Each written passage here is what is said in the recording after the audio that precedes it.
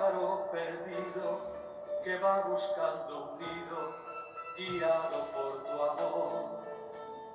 Tú que siembras rosas y trigales, tú que al lirio vistes de esplendor, nos proteges, Señor, con más cariño, pues quieres más a un niño que al pájaro y la flor.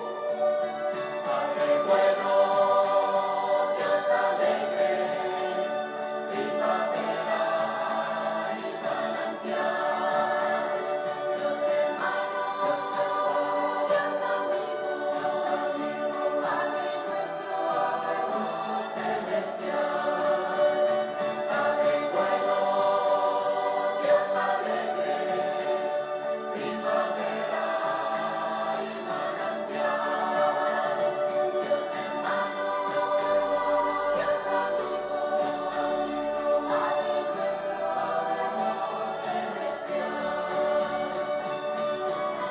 Muy buenos días, queridos amigos, queridas amigas, a este impulso espiritual que intenta ser precisamente eso, impulsarnos espiritualmente en la vida, que tiene muchas otras alternativas y muchas otras facetas que no son espirituales, pero que la vida espiritual siempre será algo para cualquier otra actividad de nuestra vida, sea laboral, sea social, sea económica, sea política. La vida espiritual está en todas partes y estamos muy contentos en esta nueva oportunidad que Dios nos da de vivir esta nueva semana, último día del mes de agosto, cuarentena a 3 meses. Estamos reunidos en el nombre del Padre, del Hijo y del Espíritu Santo. Amén. Escuchemos la maravillosa palabra de Dios hoy, el Evangelio según San Lucas.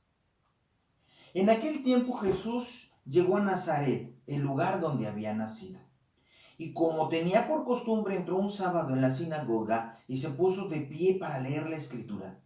Le dieron el libro del profeta Isaías y al abrirlo encontró el pasaje que dice: El Espíritu del Señor está sobre mí porque me ha consagrado para llevar a los pobres la buena noticia de la salvación. Me ha enviado a anunciar la libertad a los presos y dar la vista a los ciegos, a liberar a los oprimidos y a proclamar un año en el que el Señor concederá la gracia para todos. Cerró luego el libro, lo devolvió al ayudante de la sinagoga, se sentó.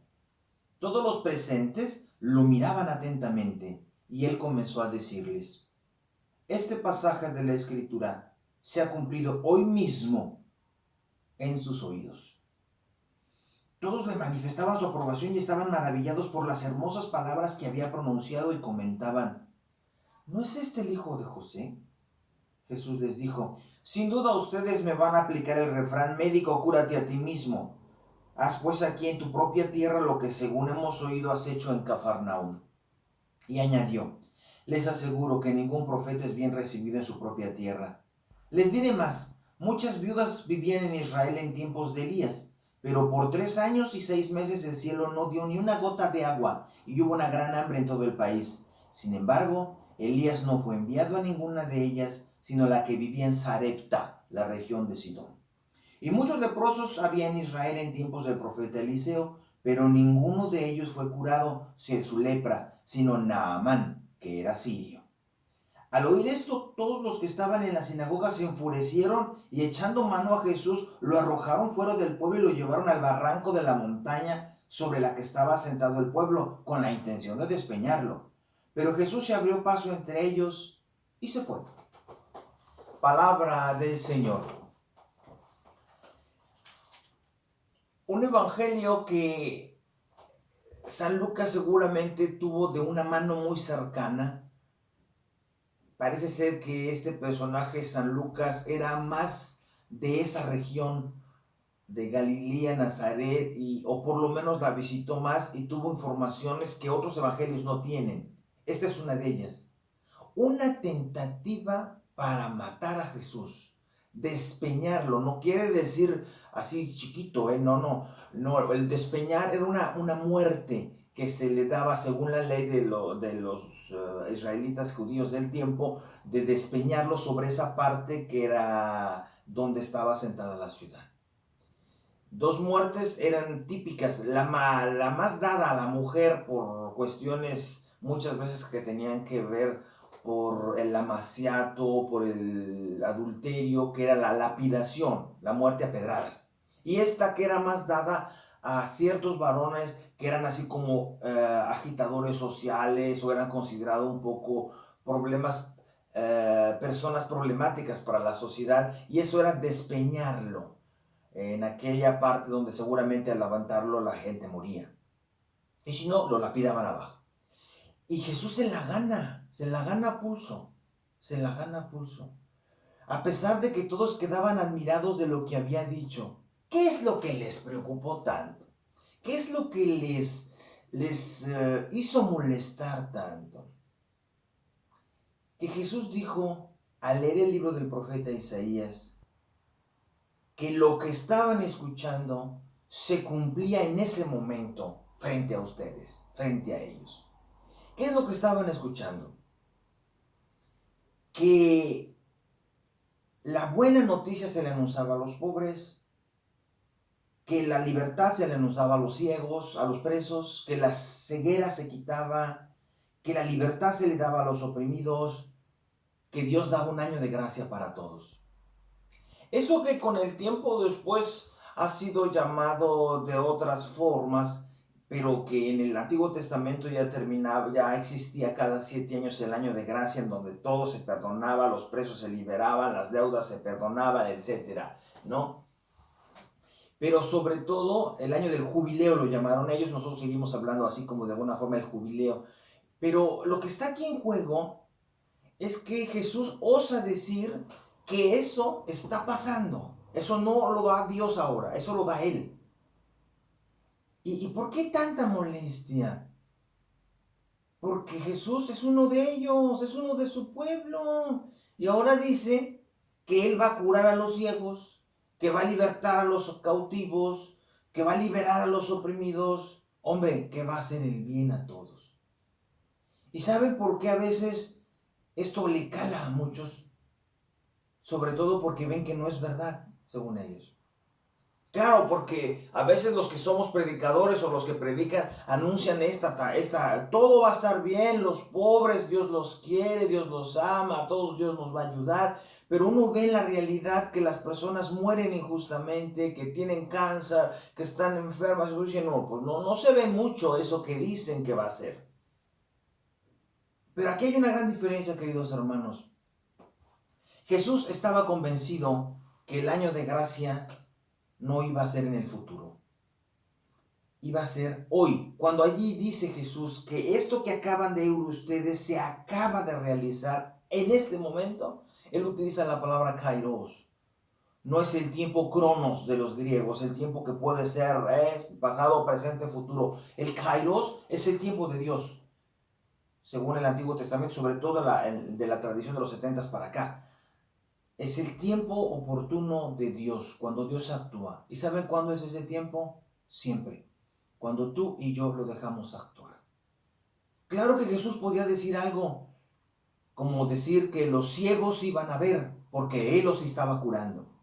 Que los pobres iban a dejar de ser pobres porque Él les estaba dando de comer. Y eso es la verdad, que no deberíamos de decir que no va a pasar. Claro que va a pasar. ¿Sabes cuándo va a pasar? Las bienaventuranzas. ¿Saben cuándo va a pasar que el pobre va a dejar de ser pobre? Que el enfermo va a dejar de estar enfermo. ¿Saben cuándo va a pasar? El día que tú, el día que yo lo hagamos con uno. Ese día se cumplirá la palabra que Dios dice. Que los pobres se les anuncia el reino de Dios. Porque lo estamos haciendo nosotros. Porque no vamos a esperar a que este mundo se acabe para dárselos. Lo vamos a hacer tú y yo, con cada momento que tengamos en la vida. Claro que Jesús podía decirlo porque Él lo estaba haciendo. Y Jesús nos invita hoy a hacer realidad ese proyecto de Dios que muchos creemos que va a ser para otra vida. A realidad ese proyecto de Dios donde nadie sufra, donde todos estemos bien, donde todos seamos hermanos, todos seamos respetados, nadie sea oprimido. Pero eso lo hacemos tú y yo. Y Jesús quiere que nosotros digamos, eso que quiere Dios se realiza aquí, ahora. ¿Por qué? Porque lo estamos haciendo nosotros. Queridos hermanos, hagamos de este mundo un pedazo de cielo, un pedazo de eternidad donde las cosas pueden ser mejores. Y claro, cuando uno vive en una sociedad del confort, a veces como las sociedades del norte del Atlántico, uno a veces dice que sí hay pobres, sí hay necesidades, sí hay gente que la pasa mal. Y ahí estamos nosotros para hacer que el año de gracia del Señor se cumpla. Queridos hermanos, vamos a seguir orando ahora por todas aquellas personas que siguen padeciendo esta situación y otras más, ¿verdad? Por todas las personas que están angustiadas porque no saben si sus familiares regresan, no regresan, están atorados, no los dejan salir de algunos países que cerraron las fronteras y que el tiempo de vacaciones los tomó allá y parece ser que tienen problemas. Vamos a pedir por las familias para que se puedan reunificar nuevamente, no se extrañen tanto y que Dios nuestro Señor nos dé a todos la posibilidad de hacer verdad el reino de Dios ya en este momento, porque nosotros con nuestras manos, con nuestra conducta, vamos a intentar realizarlo. Señor, que quienes te buscan a tientas te encuentren, que quienes dudan una y mil veces no desistan, que quienes se extravían en su camino vuelvan, que quienes creen conocerte y poseerte sigan buscándote, que quienes caminan a tientas y solos no se pierdan, que quienes tienen miedo al futuro se abran a la confianza, que quienes no logran triunfar perseveren, que quienes tienen hambre y sed sean saciados, que quienes desean y buscan milagros sepan reconocerlos, que quienes gustan presumir de profetas acepten a los de su tierra, que quienes se descubren leprosos bajen a lavarse al humilde río, que quienes tienen pensares ocultos no esfuercen y no luchen contigo. Y si tú provocas nuevamente como provocaste a tus paisanos de Nazaret, entonces danos la gracia de entenderte y tolerarte.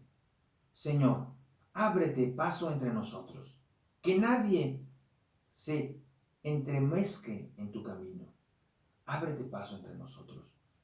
Que el reino de Dios se haga posible porque nosotros te vamos a ayudar. Nosotros seguiremos haciendo posible lo que tú empezaste en la pobre aldea de Nazaret. Digamos juntos, Padre nuestro, que estás en el cielo, santificado sea tu nombre, venga a nosotros tu reino, hágase tu voluntad en la tierra como en el cielo. Danos hoy nuestro pan de cada día, perdona nuestras ofensas como también nosotros perdonamos a los que nos ofenden, no nos dejes caer en la tentación y líbranos del mal. Amén. Queridos amigos, estamos al pendiente los unos de los otros y que el Señor nos bendiga y nos guarde todo mal y nos lleve a la vida eterna. Amén. Sigamos siendo lo más felices que podamos. Ser felices es también un don de Dios. Hacer felices a los demás también lo es. Que la pasen bien.